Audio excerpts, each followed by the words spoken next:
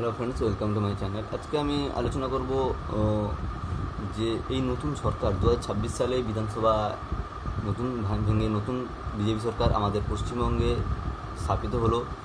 তো প্রথমবার বিজেপি সরকার আমাদের পশ্চিমবঙ্গ রাজ্যে পদার্পণ করলো। তো আমাদের কি আশা আকাঙ্ক্ষা আছে নতুন সরকারের প্রতি, সেই বিষয়ে আলোচনা করব বন্ধুরা। কারণ আমরা দেখে নিয়েছি আগের সরকারের কী জঘন্য কুকীর্তি।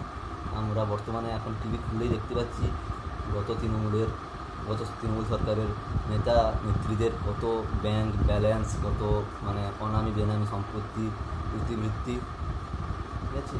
তো আমরা চাইব কি এই দুর্নীতি আবারও হোক। তো তাই আমরা আমাদের এই সরকারের কাছে আমাদের কী চাওয়া পাওয়া সেই বিষয়ে আলোচনা করব এই ভিডিওতে। তো সাধারণ মানুষ আগে চায় সুষ্ঠু পানীয় জল। আমাদের এলাকায় অনেক গ্রামে এখনও আমরাই এই জল দূর থেকে নিয়ে আসতে হয়, নাহলে জল কিনতে হয়। আমি বলবো কেন জলটা কেন কিনবো? আমরা সরকারকে ট্যাক্স দিচ্ছি, কেন জল কিনবো? কেন আমরা সব কিছু কেন কিনে খাবো? প্রথম পয়েন্ট, জল সরকারি সুন্দর সুষ্ঠু পানীয় জল পরিষেবা দরকার। সরকারের তরফ থেকে এই পরিষেবা আমরা চাই। দ্বিতীয়ত, যে সরকারি স্কুলের দুরবস্থা, সেই দুরবস্থা যেন ঘুচায়, এটাই সাধারণ মানুষ হিসেবে আমার যতটা জ্ঞান সেটাই বলবো। পানীয় জলের সমাধানে আছি, পানীয় জলের সমস্যায় মানুষ আছে এখন। সরকারি স্কুলের খুবই দুরবস্থা। সরকারি স্কুলকে এমন করা উচিত যেন নেতা নেত্রীর ছেলে মেয়েদেরও যেন সরকারি স্কুলে পড়ানো হয়।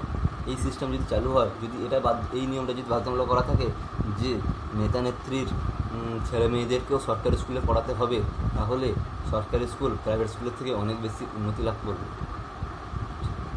তৃতীয়ত, স্বাস্থ্য ব্যবস্থা সম্পূর্ণ শেষ। আমি অন্য দেশের সঙ্গে বা অন্য রাজ্যের সঙ্গে তুলনা করতে চাই না। আমরা চাই নতুন সরকারকে, আমরা ভোট দিয়ে সকলে মিলে এই ক্ষমতায় এনেছি। আমরা চাই নতুন সরকারের কাছে যে জাল ওষুধের যে রমরমা চলছে বাজারে, সেই জাল ওষুধের রমরমা যেন বন্ধ হোক, যেন মানুষ ওষুধ খেয়ে আবার অসুস্থ না হয়ে পড়ে, যেন মানুষ ওষুধ খেয়ে যেন মানুষ সুস্থ হয়। এছাড়া এটা ওষুধের ব্যাপার গেল, এছাড়া স্বাস্থ্য ব্যবস্থা টোটাল হাসপাতালের যেন সবসময়ের জন্য সরকারি হাসপাতালে যেন সবসময় যেন শিক্ষক থাকেন। এছাড়া পর্যাপ্ত পরিমাণে যেন বেড থাকে, যেন পর্যাপ্ত পরিমাণে যন্ত্রপাতি থাকে। এই সমস্ত বিষয়গুলো আমি নতুন সরকারের কাছে আবেদন জানাবো।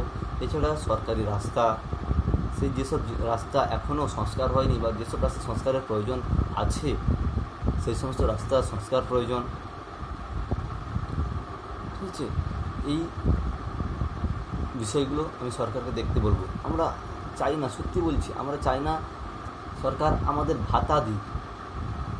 আমি যুবক হিসেবে একজন বলছি, জানি না আমার এই বক্তব্য সরকারের কানে পৌঁছবে কিনা, কিংবা আমার এই বক্তব্যের পর অনেক দর্শকবৃন্দ নিজেদের কি মনে করবে কিনা আমি জানি না।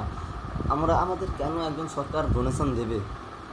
আমাদের কেন সরকার এই যে বলছে বেকার ভাতা, হ্যাঁ বেকার ভাতা দিক। অন্যান্য দেশে যেরকম করছে বেকার ভাতা একটা নির্দিষ্ট সময় পর্যন্ত, ওকে স্বাবলম্বী করার একটা কৌশল তৈরি করা যায়, স্বাবলম্বী করার একটা সিস্টেম চলে যে ওকে একটা নির্দিষ্ট স্যালারি পর্যন্ত যতক্ষণ না যাবে ততক্ষণও কিছু ভাতা পাক, কিন্তু হ্যাঁ কিছুক্ষণ পাক, যেন সেই ভাতার উপর নির্ভরশীল না হয়ে পড়ে।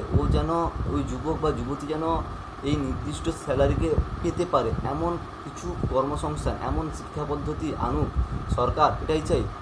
আমরা কেন ভাতার উপর থাকবো? আমরা নিজেদের কেন আমরা শিক্ষিত হয়ে কেন একটা সরকারের উপর নির্ভর থাকবো? সরকার আমাদেরকে পেয়ে যেন গর্ববোধ করে।